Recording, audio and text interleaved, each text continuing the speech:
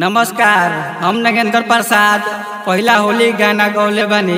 रउआ एकरा के सुनी जा और प्यार दुलार आशीर्वाद दी जा। होली है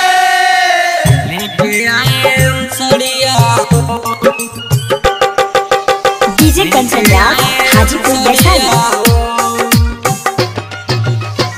का करबू घोर के रंग के पूरिया जब बोड़ले बा दुनिया हो।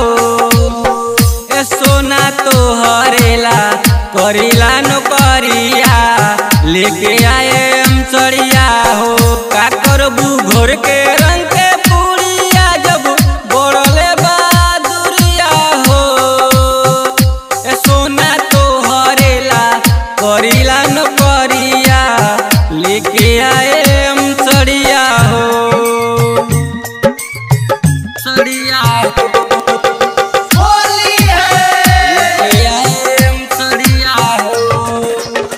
होली महीना खूब सतावेला दिन दुपहरिया हो।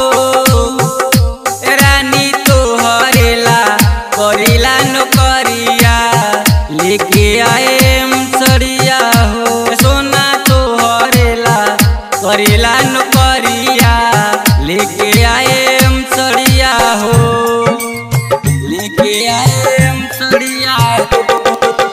डीजे कंचन राज हाजीपुर वैशाली। रंग गुलाल उड़ावल जाई भर के अकरिया हो। ए सोना तो हरेला करीला नौकरिया लेके आए हम चढ़िया हो। रानी तो हरेला करीला नौकरिया लेके आए हम चढ़िया हो।